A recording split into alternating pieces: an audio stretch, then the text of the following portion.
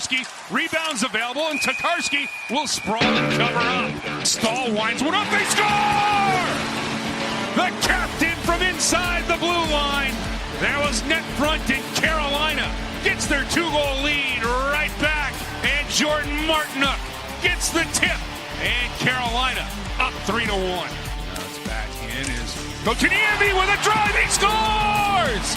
Jesperi Kotkaniemi picks the far corner. And the Canes go up 4-1. Hey, everybody. Here's a chance. Blake Adam Gold here. And this is the Canes Corner Podcast. In the corner. After a 4-1 Hurricanes win over the Columbus Blue Jackets. We'll take this one. Carolina has now won one in a row after losing Friday night. That's very nice. Canes over but a good performance, and we'll talk about all of it. Apologize for being a little late, but we're here. We had some technical issues that I was trying to troubleshoot, and really didn't do a very good job of that, but that's what you expect from me anyway, not being able to troubleshoot technical problems. All right, we're brought to you by the Aluminum Company of North Carolina. If it's for the exterior of your home, you can find it at the Aluminum Company of North Carolina on Hamlin Road in Durham. A place like it, Sammy Hanna and his crew do a great job. You see the name right there, aluminumcompany.com. Go check them out for all of your exterior home improvement needs. Bunch of stuff to talk about. And I appreciate you wherever you're checking in from. I was just going through the comments. Maine? Really? Down here from Maine? All right. Hi from Chapel Hill. Clay is in Maine. We got Charlotte holding it down. State Road, North Carolina here. Dunn, North Carolina. Winchester, Virginia. Very nice. Let's see what else we have. Robersonville? I think it's Robersonville. Isn't it? Western North Carolina, Roanoke Rapids. We are everywhere. Wilmington. I am sure that we will be joined by our Australian Caniacs as well. Down under Caniacs, if you will. All right, let's roll through as many things as we can. I think we probably should start, even though it wasn't my first start of the game. I think we probably should start with Dustin Tokarski. Don't you think? And again, there's about 6 or 7 things I want to kind of breeze through here. But Dustin Tokarski, think about where Carolina's at with their goaltending. We start the season, and I think like a lot of you, I was on board. I thought, man, I think the Frederik Andersen run, kind of petered out in the playoffs last year. So to me, and probably to a lot of you, it was Pyotr Kochetkov, and then somebody else. Whether you brought in another guy to be, a tandem goalie with Pyotr, but it was going to be Pyotr. Freddie, yeah, it was great. Yeah. They didn't do anything. Andersen was part of the goaltending tandem. He and Kochetkov switched off for the first, 7 or so games of the season. Andersen started the opener. He was excellent in the opener. Probably didn't like the second goal that he allowed in the opener and the loss to Tampa. But he's been great. Or, well, I should say he was great for 4 games. He was 3-1, save percentage of .941. And Pyotr Kochetkov hasn't been great. I'm not even sure I would say Pyotr Kochetkov's been good. He's been occasionally good. But for the most part, he's been kind of meh. And basically averaging a bad goal a game. And when you're outscoring your problems, and for a time the Hurricanes were, you can get away with it.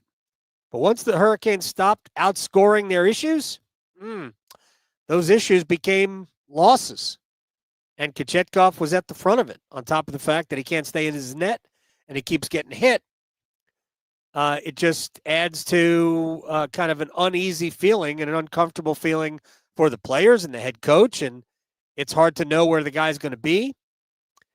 And so we know what he can be because he was that for a good long, like a 3-month stretch last year. And even his first year, we could see what he could be. And he needs to get back to that. But we haven't seen it. And with Andersen out probably until the middle of February, probably after the Four Nations tournament. And Spencer Martin, a minor league goalie. It was going to be Kochetkov and Kochetkov and Kochetkov and Kochetkov. And that's basically what it's been, and it hasn't been good enough. And I know Rod Brindamore said to me before the game, and I asked him why he was going with Tokarski. And he said, well, we got to get him in because we have back-to-backs coming up. At the end of next week, there's a back-to-back. I think it's a Sunday, Monday back-to-back. And then that's the Sunday, Monday, the 22nd and 23rd. And then coming out of the Christmas break, it's a 3-day break for Christmas. You're off the 24th, 25th, and 26th. Hurricanes are in New Jersey on the 27th. And then back home against New Jersey on the 28th. By the way, the season series is done right there with the Devils. That's too bad. So you're going to need him at some point. But I don't think Rod can convince me that it didn't have something to do with the second goal that Kochetkov allowed against Ottawa. I mean, unacceptable goal. Can't be beat 5-hole with your stick doing nothing. It was just a bad goal to allow. And that was a game where Carolina didn't allow much. And the first goal was definitely not on him. I am not blaming him for the first goal at all. It's a good screen. And really, until the second goal, I thought he was playing a really good game. But those are the goals you can't allow. And that's what's been happening with Piotr all season long. So Spencer Martin in the minor leagues, kind of getting his confidence back because he wasn't very good here. Because he is what he is. To me, he's a minor league goalie. He's an AHL goalie. And they bring up Dustin Tokarski, and he's also an AHL goalie. But who knows? You never know when you catch lightning in a bottle for just a little bit. And Tokarski is not big. He's only 6 foot. He's 35 years old. He's basically been a career minor leaguer. He played very well. He just showed up in Chicago 3 weeks ago when Carolina was having all of their goaltending issues, and Spencer Martin had to come up, and Yanni Peretz had to come up because because Kochetkov was out when he got when he had the collision with Sean Walker in oddly enough Columbus. So Chicago needed a goaltender, so they brought in Tokarski on a professional tryout. He wasn't even signed. We're talking about we're middle of November. Not even signed. Goes 4-1, .933 save percentage, 161 goals against for the Wolves. Carolina like, let's bring him up here. Let's let him back up Kochetkov. And Rod gave him the start today in a game that Carolina had to have. And he was excellent. He didn't make too many spectacular saves. He made a couple of nice ones. But for the most part, he was just super solid. Stayed in his crease, held on to his stick, didn't hold on to his glove. I don't know. But held on to his stick, made really every save you'd want him to make.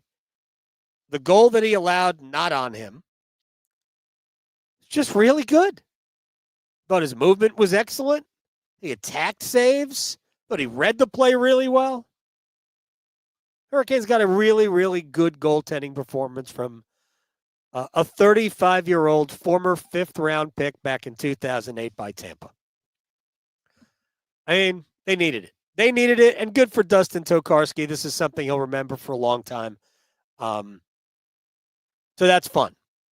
I don't think Rod's going to use him again on Tuesday against the Islanders, but if I were Rod Brindamore, I'd consider it, not because Dustin Tokarski stood on his head tonight. He played very well. So there's justification to use him again. But the reason to use Dustin Tokarski might have nothing to do with Dustin Tokarski. It might have everything to do with Piotr. Do you want the net? Do you want the net night in and night out? Because if you do, we need to see better. And we need to see better for 60 minutes. I'll just throw that out there. So, Dustin Tokarski, item number 1, Check. Item number 2. I know that the Jordan Staal, Jordan Martinook, William Carrier line, I think frustrates a lot of people. And I don't know why it does. They are not paid to score goals. They are paid to do a job, and that job is to be impossible to play against. They are defensively outstanding, and what they are asked to do is almost all the time take away the other team's top line. On home ice, Rod can control that matchup. They generally play a lot more at home. And tonight they got the second line, the Van Riemsdyk, Sean Monahan. Trying to remember who the other player was on that line. I think it was Kent Johnson, to be honest. And they completely dominated that trio. But they're also not paid to, or that's right if I say this right, they're not paid to not score. So it's nice when they chip in some goals. Normally Jordan Martinook does. But Martinook and William Carrier had gone 13 games each without a goal. Jordan Staal had gone 8 without a point. And they were the best line in the building tonight. There was no second place to that line. They were awesome. What they do is just generate scoring chances, which is why I've never been bothered by Seth Jarvis playing with them. Because if they generate scoring chances, well, theoretically, I got a guy there that just might finish some of them. Remember when Nino Niederreiter played with Staal and Martinook like almost an entire year? Nino was finishing a lot of those chances that were created by that line. Well, Rod didn't need them to get on the score sheet tonight, but it's a good thing they did. They were the best line. It happened right on the opening shift. Jordan Staal was this close to the opening goal. Best save of the night from Elvis Merzlikins was on Jordan Staal. 20 seconds into the period, maybe 30 seconds in. It's just incredible. And that line did it all night long. And it was the second goal where Martinook makes a really good defensive play, wheels inside his own defensive zone, I think he banked it off the wall, but then it goes past one guy. It banked off the skate of Ivan Provorov. Staal tracks it down deep in the offensive zone on the left side, cuts in. It almost looks like he's going to cut back in front of the net, but he ends up going behind the goal, passing it out in front to William Carrier, who got it through Merzlikins. That made it 2-0. We'll get back to the first goal in a minute.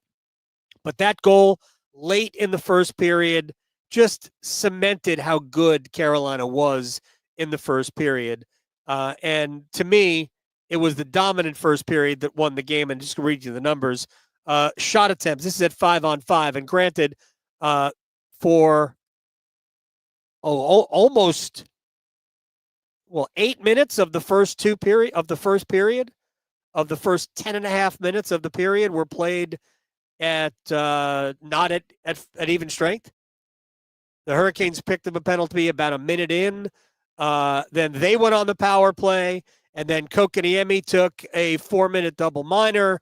So I think that the Kotkaniemi double minor hit at about 6.5, like 6:30 of the first period. I think it was 6:36 officially. So we got, before we had hit the 9 minutes remaining in the first period, we had already had 8 power plays. It was insane.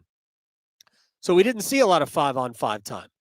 But at 5-on-5 for the period, the Hurricanes had had a 20-6 shot attempt advantage, 8-4 shots on goal, 10-3 scoring chances, 6-zip in grade A scoring chances. I mean, they could have scored more than 2, but that Carrier goal got them that second goal that they deserved, and a 2-0 lead after the first period. I actually thought Columbus was excellent in the second period. I thought it was an even period, but Columbus really played well. And then even in the beginning of the third, I thought the Blue Jackets were good. And then the Kotkaniemi goal put the game away.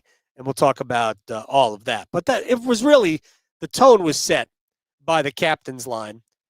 Carolina had come in. They had gone 3 straight games without a forward getting a 5-on-5 goal. And they had 3 of them tonight. But 2 of them came from Staal, Martinook, and Carrier. All right, now here comes the jokes.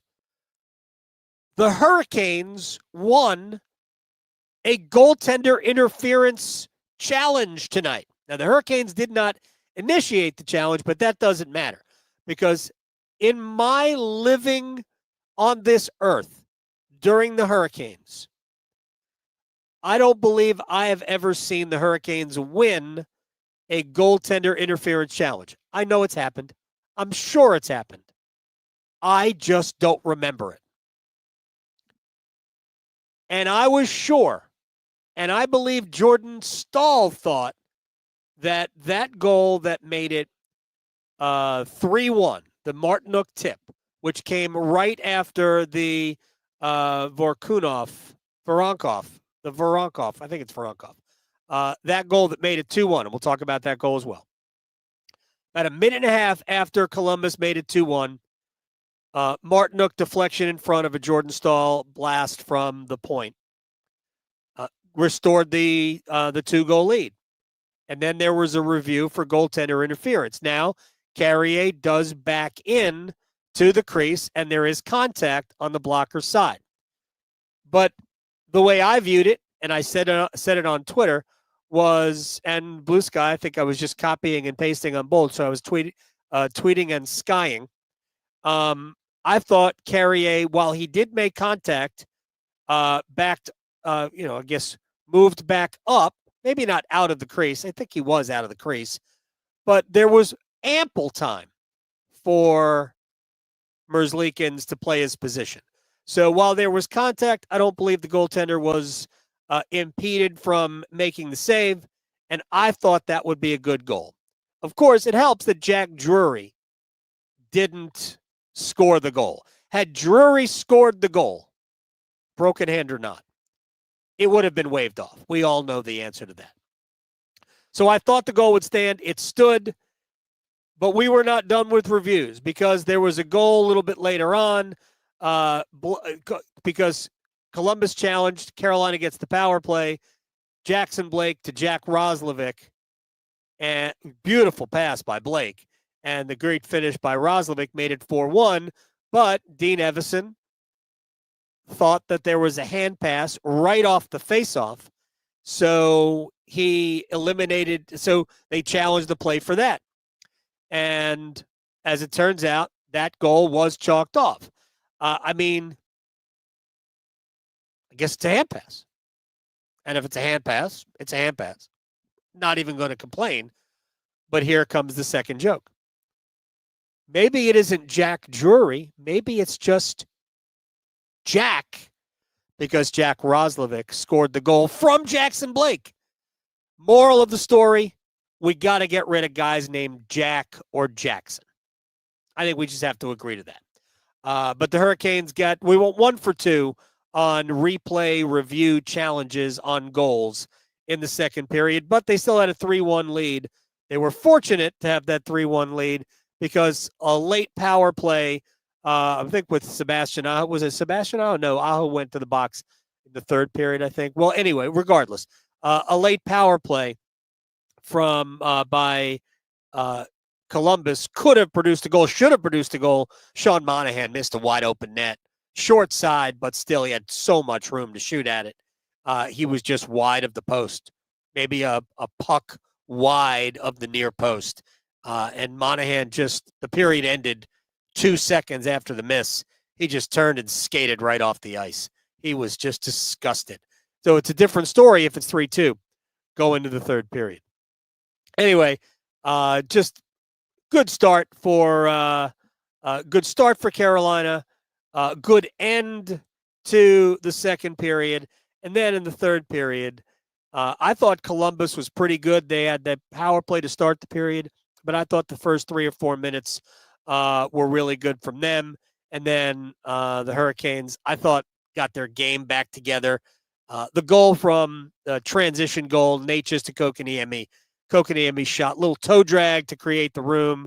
But I really think maybe not enough is made of how Necas made the play. First of all, the pass to Kotkaniemi was perfect. Everything was in stride. But then Marty continues on down the slot, and he skates right in front of Merzlikins.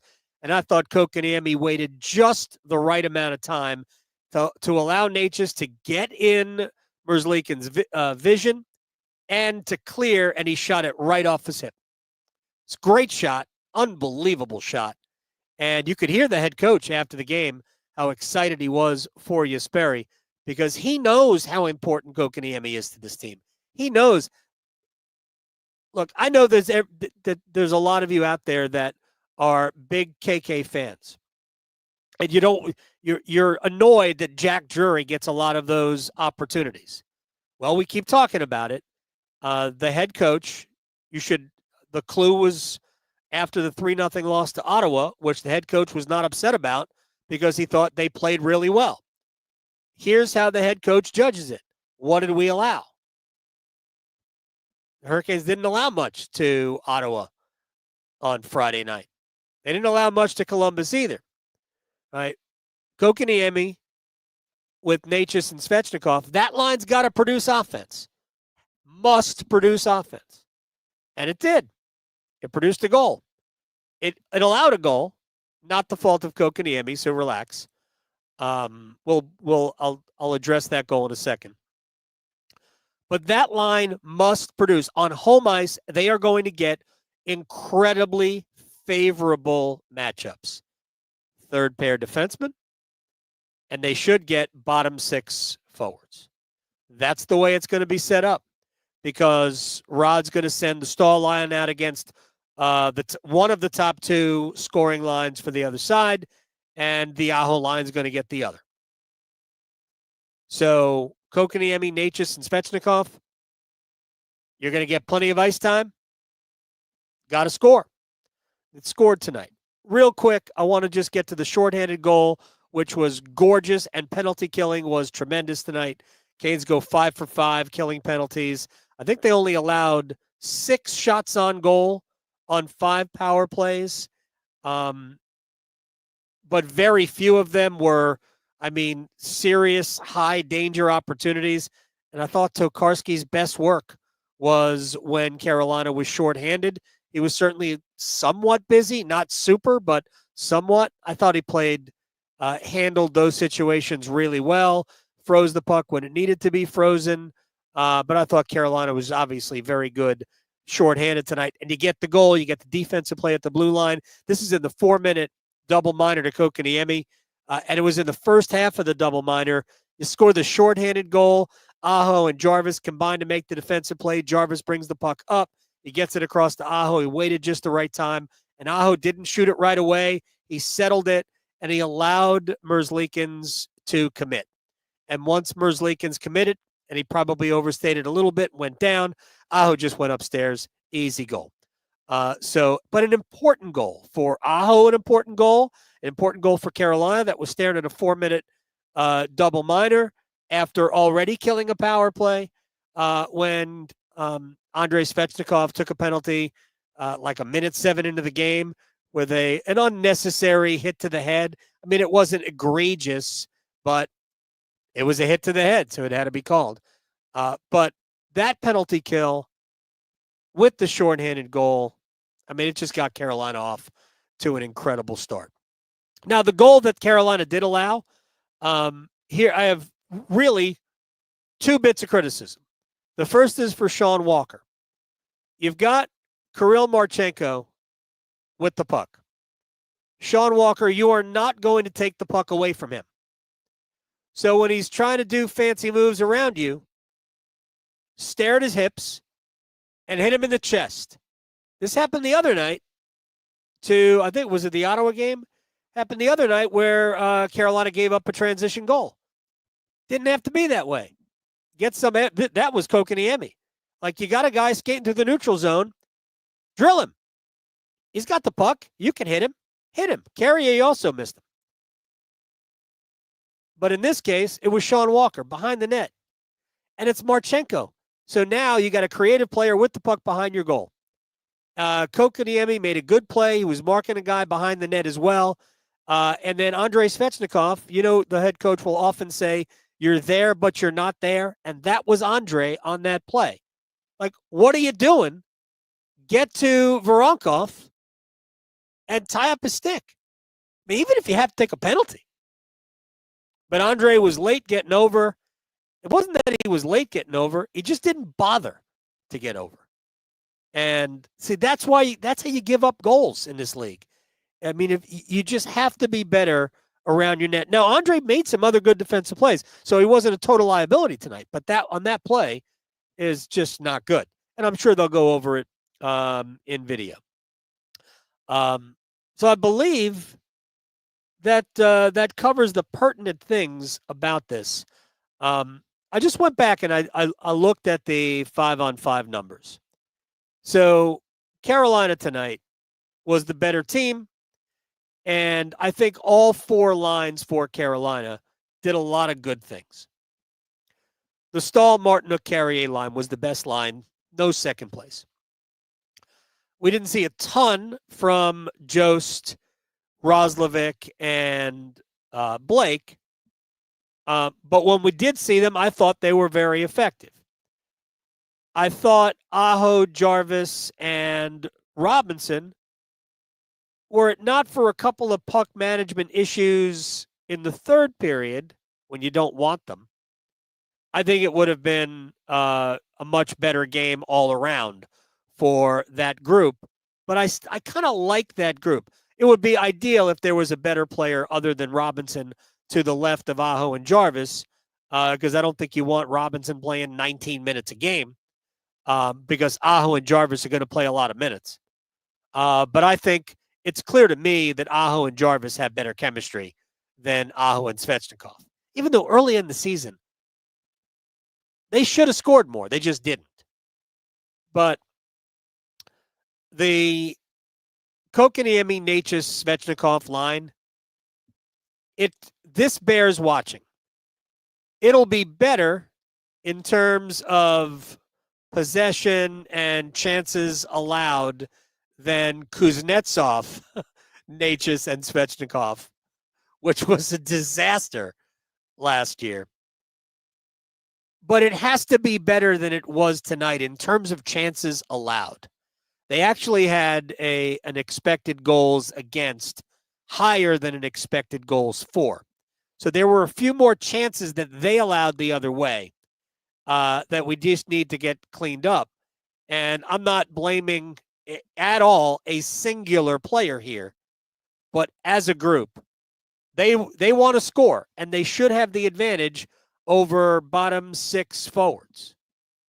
But we need them to make sure that they're not, because I thought tonight we saw a few, why did you make that pass there? It's really, you just got to make sure that you're putting the puck in the right spots when there's nothing there to get. And I think there were a couple of times where they didn't make the right play, but you got to get back to playing the way you're supposed to play. If they do that, they'll be 100% fine. But it was a good performance all across the board tonight. And as I said at the very beginning of this, if I were Rod, there's reason to go back to Dustin Tokarski on Tuesday against the Islanders. That has nothing to do with Dustin Tokarski. It's all about trying to get the most you can out of Pyotr Kochetkov. But a good start, even though it's just one in a row. Hurricanes got to get back on it. Real quick, I did want to see, did the Rangers lose tonight? The Rangers did. The Rangers lost to the Blues 3-2. New York went to the third period down 3-0, scored twice in about a minute and a half, middle of midway through, to get it to a one-goal game, but they couldn't get it couldn't get it even. and drag it into overtime. The Rangers have now lost 10 of their last 13 games. They are reeling. 10 of their last 13. I will be interested to see, will they fire Peter Laviolette, who's really too good a coach to be fired as many times as he's been fired? Will they scapegoat the coach, or will they shake up the roster? Yeesh. I don't know. I don't know what's going on there. Hurricanes will play New York on the road coming up in just a few days. I think they're after the game against the Islanders, they go to Washington, and then it's New York, Nashville, the back-to-back before the holiday. We'll see what the Rangers look like when Carolina gets to Madison Square Garden in about a week. But that was Rangers are not very good at all tonight. And the team that was, I think, the favorite to win the Metropolitan Division at the beginning of the year, right now, might not even be a playoff team. That's how bad it's been in New York. But hopefully the Hurricanes will get back on it now. 19-10 and 1 on the year? Is that it? 19-10 and 1?